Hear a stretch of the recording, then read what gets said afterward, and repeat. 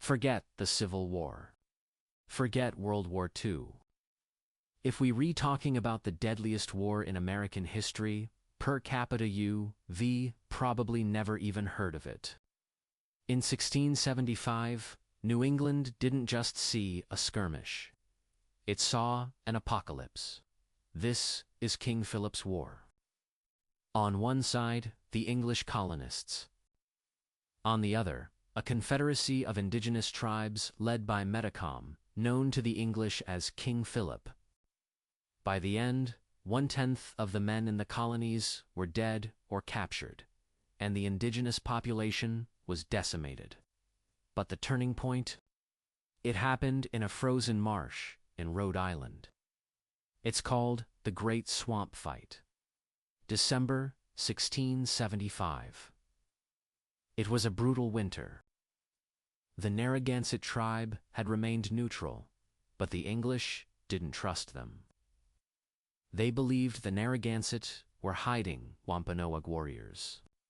An army of 1,000 colonial militia marched through waist-deep snow to a secret fort hidden in the middle of a massive swamp.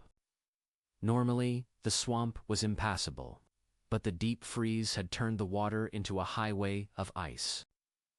The Narragansett fort was a masterpiece of engineering. High palisades and a single log bridge for an entrance was a death trap, the English charged. The first wave was mowed down at the log bridge. It was chaos. Eventually, they found a gap in the rear and poured in. What followed wasn't just a battle, it was a massacre. The English set fire to the wigwam. Hundreds of non-combatants, women, children, and the elderly were trapped in the flames.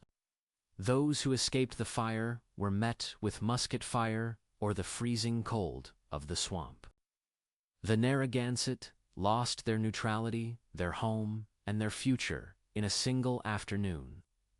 But for the colonists, it was a Pyrrhic victory.